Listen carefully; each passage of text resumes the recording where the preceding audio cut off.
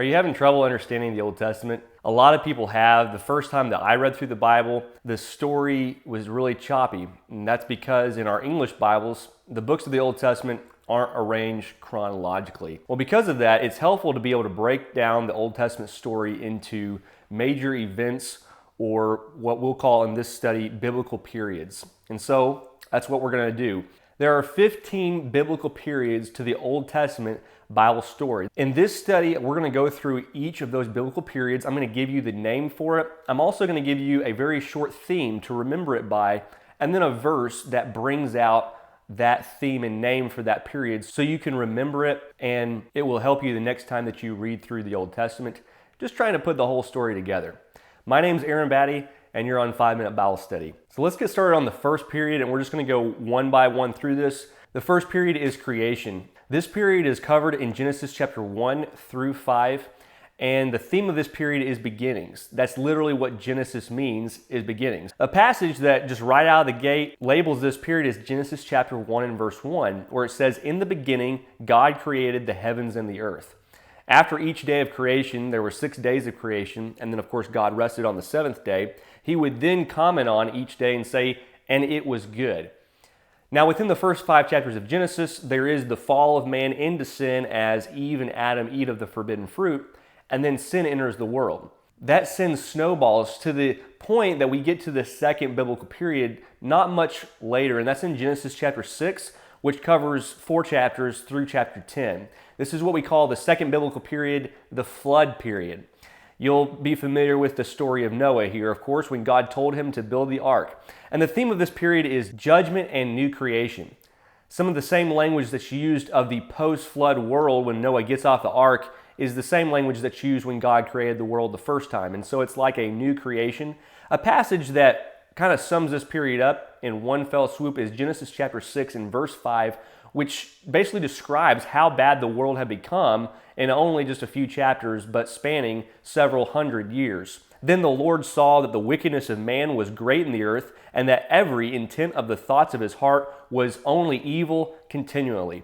Obviously, some exaggeration there, but the idea is that man started off good, sin entered the world, and it had gotten so bad to the point that God finally needed to destroy it and basically start over. After that, man began to repopulate the earth again through the 3 sons of Noah, Shem, Ham, and Japheth. And the population of the earth grew to a very large number. We don't know exactly how much, but man decided at that point to build a tower that would reach to the heavens. There's various interpretations about exactly what they were trying to do. Were they trying to be like God? Were they trying to escape the judgment of God? Whatever it was, God did not see it to be good, and so he saw a need to scatter the people. And that's the third biblical period, is the scattering of the people, or just for short, scattering. You'll remember the Tower of Babel, to be precise. That's the name of the tower that these people began to build. God put a stop to that. He introduced languages, and this is summed up in Genesis chapter 11, verses 8 through 9. "So the Lord scattered them abroad from there over the face of all the earth, and they ceased building the city.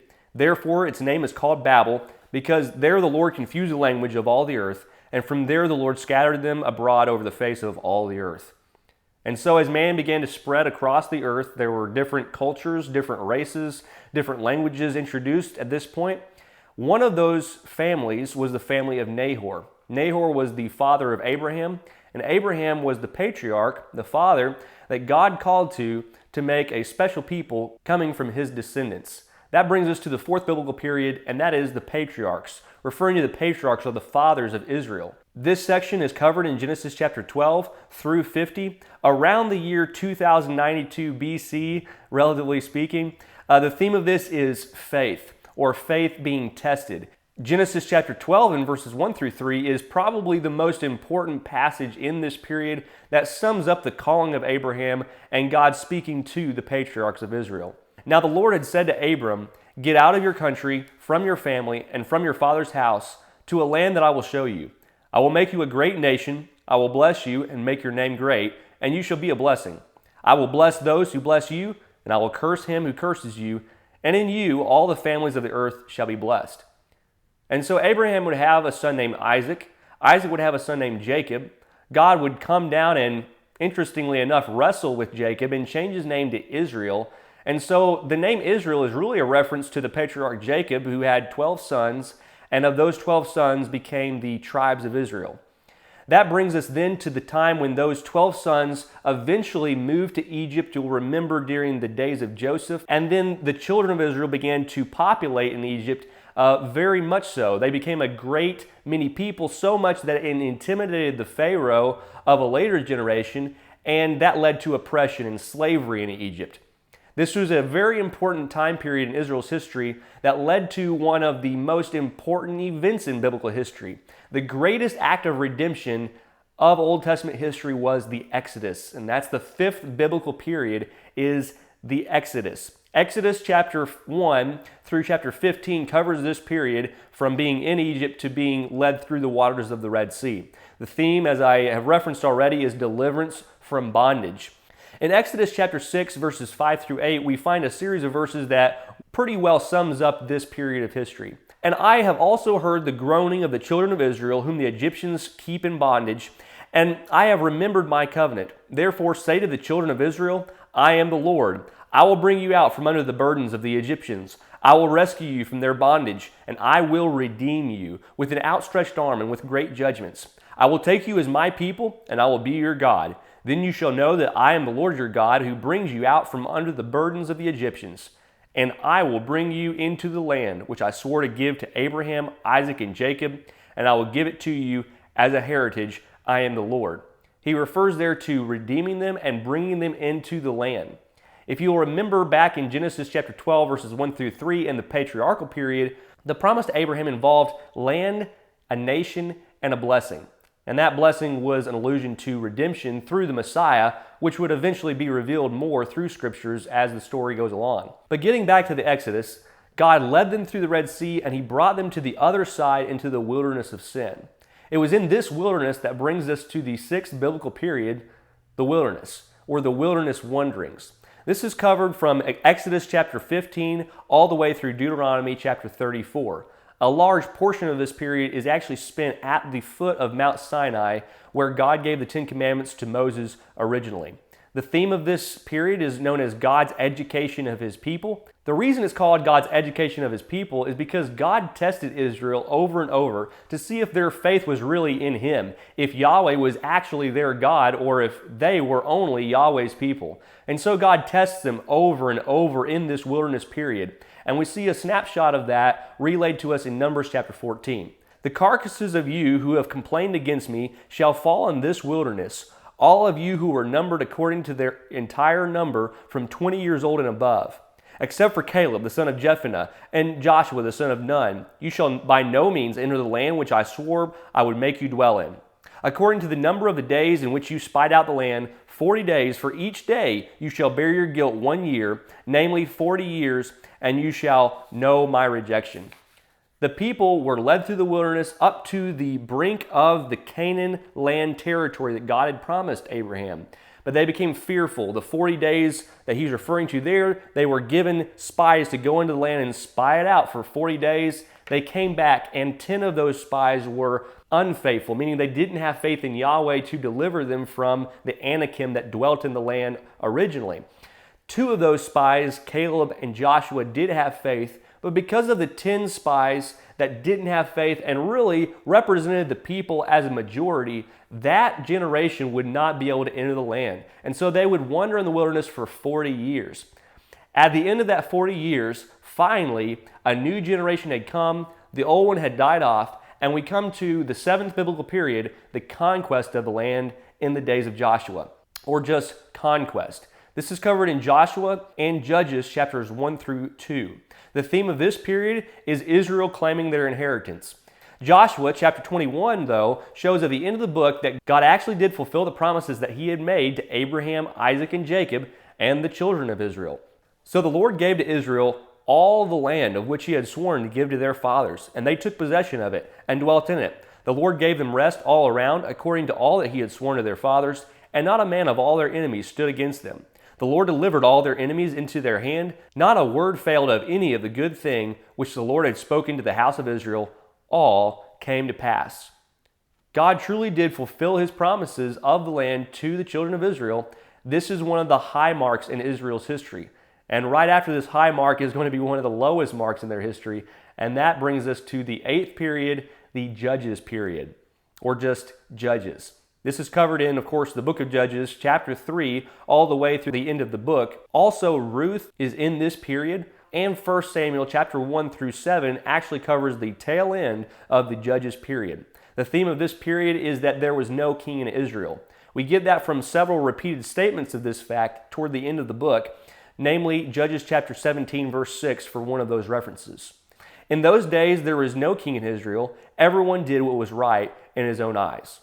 This was not an ideal circumstance, but that was the situation, and this seems to be the key to understanding the period.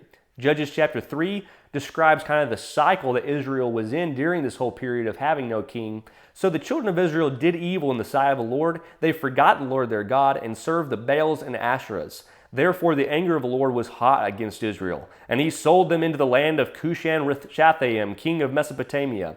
And the children of Israel served Cushan-Rishathaim 8 years. When the children of Israel cried out to the Lord raised up a deliverer for the children of Israel, who delivered them, Othniel, the son of Kenaz, Caleb's younger brother. The Spirit of the Lord came upon him, and he judged Israel. He went out to war, and the Lord delivered Cushan-Rishathaim, king of Mesopotamia, into his hand, and his hand prevailed over Cushan-Rishathaim. So the land had rest for 40 years. Then Othniel, the son of Kenaz, died. If you actually saw the unedited version of this video, you would see how many mistakes I made saying Cushan-Rishathaim. Nonetheless, this 8th period was a dark period in Israel's history. It was a cycle of sinning, wailing out to God, and then through repentance, God offering them his mercy, and yet they would go back into the same sin cycle over and over and over. Finally, that brings us to the actual first king in Israel's history and the uniting of all these tribes together under this king's rule. That is the United Kingdom period, number 9. You can find this period from 1 Samuel chapter 8 all the way through 1 Kings chapter 11. It's also chronicled in the Chronicles, the whole book of 1 Chronicles, and extending into 2 Chronicles chapters 1 through 9. The theme of this period is the glory of the kingdom of Israel.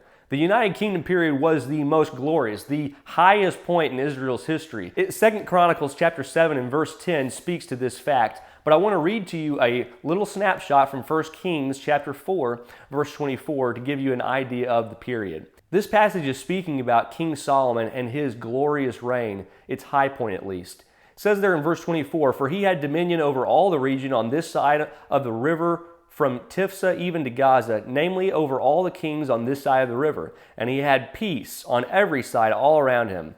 And Judah and Israel dwelt safely, each man under his vine and under his fig tree, from Dan as far as Beersheba, all the days of Solomon." This was truly the most peaceful, the most safe, the most abundant, the most glorious time in Israel's history. Unfortunately, it only goes down from here. And that brings us to the days of Solomon's son Rehoboam, when the kingdom divides in half, the divided kingdom period. This is covered from 1 Kings chapter 12, extending through 2 Kings chapter 17, as well as 2 Chronicles chapters 10 through 29. The theme of this period is covenant unfaithfulness of Israel and Judah. You can see that alluded to in 1 Kings chapter 12 and verse 16. Now when all Israel saw that the king did not listen to them, the people answered the king, saying, "What share have we in David? We have no inheritance in the son of Jesse. To your tents, O Israel! Now see to your own house, O David!" This is the people forsaking the house of Judah and scattering, dividing away into 10 tribes to the north, Israel, 2 tribes to the south, Judah. This takes up a chunk of Old Testament history. A lot happens here, but generally speaking, Israel to the north is worse than Judah to the south. Israel to the north had no good, righteous kings that followed after the reign of David. Judah had at least some, and because of that, God brought judgment on the northern tribes of Israel much sooner than he did the southern tribes of Judah. And so, when God brought judgment on the northern tribes of Israel by the nation of Assyria, it left Judah alone in the south. And that's the 11th biblical period, Judah alone, after the Assyrian captivity. Some people call this the Assyrian period, and that would also be a good name for it as well.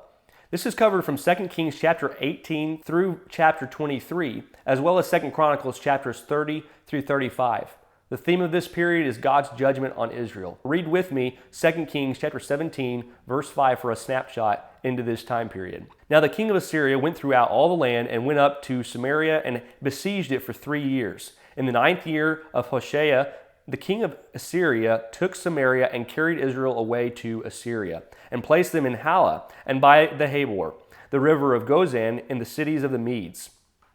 So that's a summary of the captivity itself, very quick and very short. Also notice 2 Kings chapter 17, verse 18, a few verses later. Therefore the Lord was very angry with Israel and removed them from his sight, and there was none left but the tribe of Judah alone. And there's the name of the period. So Judah lives alone by themselves. Israel is scattered among the Assyrian Empire, and this goes on for several generations, but Judah wasn't great themselves either. And so God eventually brings the Babylonian Empire upon Judah to capture them as well. This period is called the Captivity. And while this is easy to be confused with the captivity of Israel to the north, the Judah alone period, when we talk about the captivity, we're really speaking of the Babylonian captivity, the 12th biblical period. This period is spoken of from 2 Kings chapters 24 to 25, 2 Chronicles chapter 36.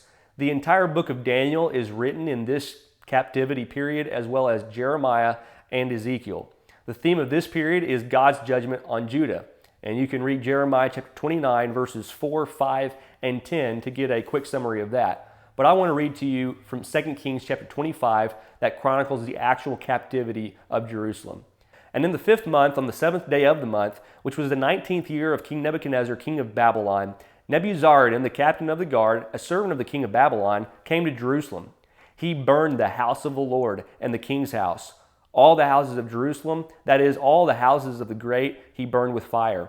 And all the army of the Chaldeans who were with the captain of the guard broke down the walls of Jerusalem all around. They burned the temple, the national symbol of God with his people, and they broke down the walls, which was a sign of protection of the city. There was no protection. God was not with the people. God had handed them over to judgment. Many thousands of captives were taken to Babylon and lived there. Many of the serfs and peasants were left in Judah, but all the leaders and all of the great men were taken to Babylon. They lived there for 70 years according to the prophet Jeremiah, for all of the Sabbaths that they did not keep when they were a nation in the land of Judah. This brings us to, finally, at which point the Medes and the Persians overtook the Babylonians, and the Medes and the Persians were a little bit more generous with extending freedom of religion to their captives. And so King Cyrus issued a decree that the Jews should be able to return to the land of Judah if they wanted to. And so they did. This leads us to the return period. This is covered from 2 Chronicles chapter 36, verses 22 to 23, the entire book of Ezra, the entire book of Nehemiah, and the entire book of Esther. There is some overlap between those books if you were to read them and compare them. The theme of this period is the physical restoration of Israel. And you can read Ezra chapter 2 and verse 1 for an allusion to that. Now these are the people of the province who came back from the captivity of those who had been carried away, whom Nebuchadnezzar, king of Babylon, had carried away to Babylon, and who returned to Jerusalem and Judah, everyone to his own city. And so they returned physically to the nation of Israel, or to the land of Judah, I should say. But if you'll read the end of Nehemiah and the end of Ezra both, there was still a spiritual restoration that needed to be done, even after the rebuilding of the temple and the rebuilding of the walls that protected the temple. There was still a spiritual restoration waiting, and that spiritual restoration would have to wait until the Messiah came after about 400 years of silence. And that's the 14th biblical period, is the silence period, from Malachi to Matthew. The theme of this period is summarized like this: Judah's struggle raises awareness to the need of a Messiah. But the silence period can be summed up with the last prophet, at least in the book of the prophets, in our English Bible arrangement. Malachi chapter 3, verse 1 says this: Behold, I send my messenger, and he will prepare the way before me, and the Lord whom you seek will suddenly come to his temple. Even the messenger of the covenant in whom you delight, behold, he is coming, says the Lord of hosts. Israel would wait for this messenger. It would wait for John the Baptist and the Messiah that John the Baptist prepared for, and that's when Israel would be spiritually restored. We see that come to fulfillment in the days of the book of Acts. And so if you want to pick up where that spiritual restoration left off, you can read the Gospels and then start reading the book of Acts to see where God establishes his church. That's the Old Testament history in 14 biblical periods. I hope that makes your reading of the Old Testament a little bit easier and helps you connect the dots between all of these events that seem to be scattered here and there. Become familiar with the story of the Bible, the story of redemption, the story of God saving you and all mankind. Please like this video, subscribe, share it, and don't forget to follow 5 Minute Bible Study Podcast and the website at 5minutebiblestudy.com.